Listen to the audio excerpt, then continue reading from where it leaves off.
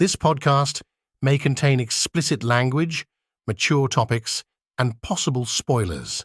Listener discretion is advised. Can't do this. When Jenny cheated on her husband, But you are married to the perfect man. he didn't just leave, Do you love him? he split. Don't follow me anymore. Stop that. Stop that. Stop it. From director Brian DePalma, I'm not going to let that loving wife of yours sell you down the river. I want to know what you've done with Amy! I don't know where she is. I do. John Lithgow, Raising Cain. Rated R. Starts Friday at theaters everywhere. Hello and welcome to this bonus episode of the Cinema Recall podcast. We are in the midst of doing our look at the films of Brian DePalma. I'm your host, Vern. This is DePalma December, and today I'm going to be reviewing the movie Raising Cain. Now, this was released in 1992. It stars John Lithgow, Lolita Davidovich, sorry I'm going to mess up that name, Stephen Bauer, and it's about this doctor who has split personalities, who finds out that his wife is cheating on him. There's also another plot involving his father kidnapping kids for a scientific experiment. Now, this was a return to the thriller genre, which has been absent from his career for the last few years. After Body Double, which was the last thriller he made at the time, he directed a music video for Bruce Springsteen, that's right, Dancing in the Dark, you know, the one that had Courtney Cox on stage with Bruce. And then he directed a comedy called Wise Guys with Danny DeVito and Joe Piscopo. He had great success with The Untouchables in 87, and we're going to do a full episode of that movie with Justin from Parents Night In. He did a war drama with Michael J. Fox and also Sean Penn called Casualties of War. He directed a box office bomb with Bonfires of Vanities, but to be fair, so was Wise Guys. So, Raising Cain has two versions of it. And I'm mainly going to be looking at the director's cut, which is also known as the recut version. And I know for sure you can watch that on Vimeo for free if you do a search on Raising Cain director's cut. They have it right there. Now, I remember liking the theatrical version very much when I was younger, but it wasn't the story that intrigued me. It was the performances of John Lithgow that really brought me into the movie, because he plays the devoted father who has split personalities. And I think the recut or director's cut just makes everything make more sense in that. Now, John Lithgow, I remember him just being the bumbling dad from Third Rock from the Sun, and he was the nice dad in Harry the Andersons. And actually, after I watched Raising Cain, I went back and saw Blowout, where he played the killer in that one, and I'm thinking, why haven't more producers and directors cast him as a psychopath? Because he would have been just really excellent in those roles. Now, in the theatrical cut, you know right away that Lithgow is the bad guy, and the focus is pretty much all on him the whole way. In the recut or director's cut version, it begins with Carter's wife, Jenny, played by Lolita Davidovich. She's at a jewelry store. She meets up with her ex-patient's husband, Jack, that she once kissed in front of her patients, and you can tell that this past, Jack gives her her number and asks to see her again. I very much love how the whole scenes have been played out, because she's having this affair that she's trying to keep quiet from her husband, and there's a great moment when she forgets about a gift that was left that she has to give back to Jack. I thought that part was absolutely really great. And you don't seem to know that Carter is the bad guy, because he seems very much like the kind of guy who's a great father and loves his wife, but is pretty oblivious to her wants and passions. And we don't even know that he's the bad guy until much later on, until he sees that she's having an affair. Then it kind of goes back to show you things from his point of view. And I love this, because as an audience member, you're expecting one thing, and then it throws you in a completely new direction. I know it's been used before in other movies and even other DePalma films, but I like very much that you don't know that Carter's the bad guy until like 30 minutes into the movie. In the theatrical cut, there's a scene where he uses chloroform on this mom and kidnaps her son, and then we see right away that he's this bad guy despite his split personalities. I like the fact too that in the recut version, we see that his split personalities are caused by the affair his wife is having. And I found that to be a much more effective way of telling a story. Now, I mentioned it before, while this was a return to the thriller genre for Brian DePalma, it wasn't as big of a hit for him. I mean, the theatrical cut is still good, but if they released the director's cut or the recut version instead, I think it would have played better, and I think audiences would appreciate it even more. Now, I think both versions have great performances from everyone, and I enjoy the style that DePalma brings to the movie.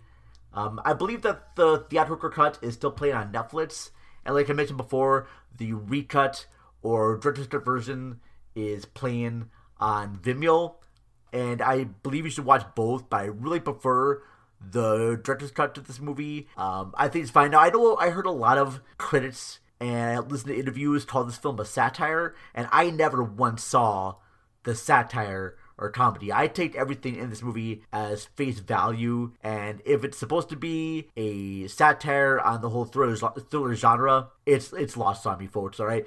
But overall, I think Raising Cain is a fine movie. I watched it mainly just for the performances. I think that John Lithgow is good. Francis Sturgeon as a psychiatrist is also really good in this movie too. A lot of great shots. It's a classic DePalma. Out of 5 stars, I'm going to rate this one. The theatrical cut is about 3. The recut version brings it up to about a 4.5. Alright, so yes, there you go. My thoughts on Raising Cain for this bonus episode for Patreon subscribers. We got to take a short break, but Cinema Recall will be right back after these ad spots. Hello, this is Bubbawheat from It's Time to Rewind, a movie podcast. Wait, that's not quite right. Hello, this is Bubbawheat from It's Time to Rewind, a time travel podcast. Wait, that's not quite right either. Hello, this is Bubbawheat from It's Time to Rewind, a time loop podcast where we discuss time loop movies and TV shows, one loop at a repetitive time. Find it on Anchor.fm and anywhere else you listen to podcasts.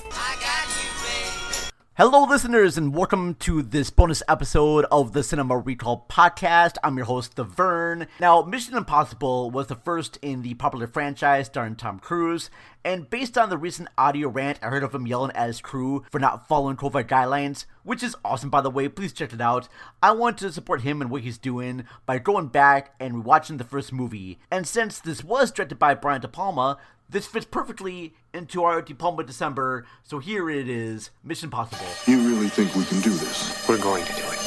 This summer,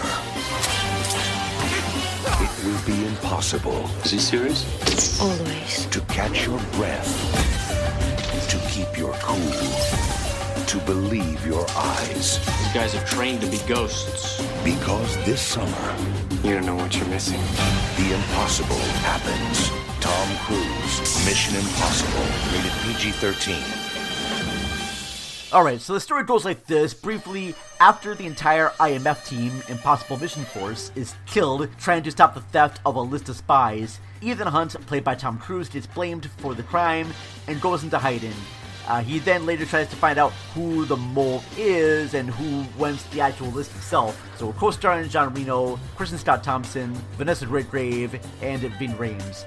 Now, when this came out in May of 1996, I have never seen the TV show before.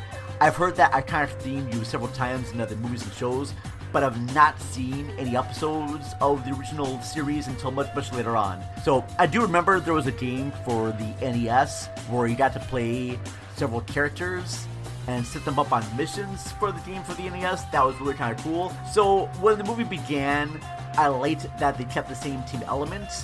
When they were all killed in the first 10 minutes, I was a little bit upset, but I did enjoy that Cruise's character brought in just about agents played by Reno and Rhames to help out with the assignment.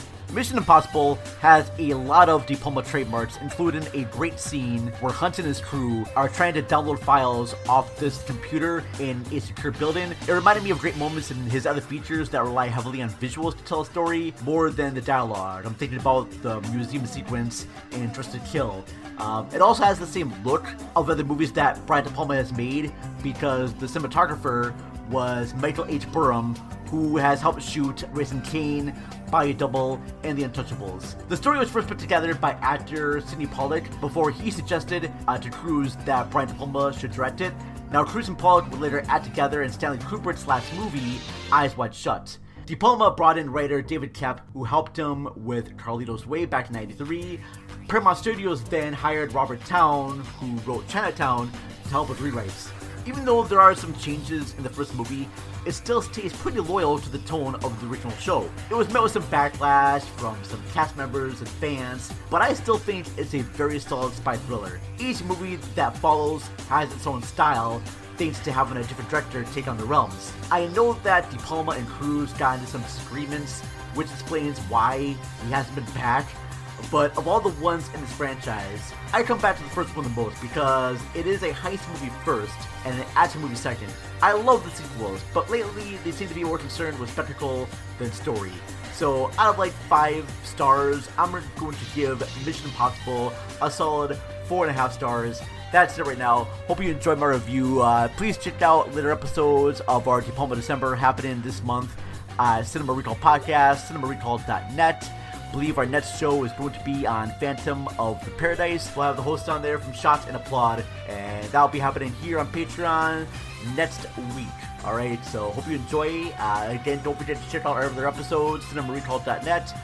We are available on Stitcher, Spotify, Podchaser, Twitter. We're at cinema_recall. Anyways, folks, I'm the Vern. Have a great day. Love you all. And stay tuned here. I'm going to play a quick little interview with Brian DePalma about the making of Mission Impossible. Enjoy.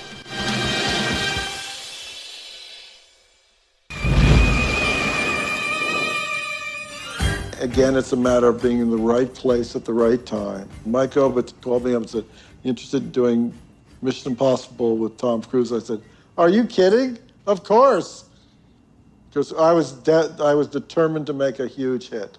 And I said, with Tom Cruise, Mission Impossible, I'm ready. So this was a situation where whatever Tom wanted to do, they would make. They didn't care. They just wanted to make Tom Cruise in Mission Impossible. Tom, on the other hand, of course, his first picture he's producing, wanted it to be exactly right. So I got a hold of David Koepp, who wrote Carlito's Way, to do the script. When we got through the David Koepp script, and they liked the script, Tom, of course, had things, character things that were bothering him he wasn't happy with. I said, "Tom, you've got to walk into Sherry's office with me and say you want to make this movie or we're going nowhere." And I finally got him to say yes, he would make this script. The next phone call I got the next morning was a call from Paula. She said, "The good news is we're a go picture. The bad news is we're firing David Koepp and we're bringing on Robert Towne." Tom felt that Towne could bring some character things to it. Well, how do you convey this to your pal? This podcast is a proud member of the Lamb Podcasting Network. Find the network at largeassmovieblogs.com.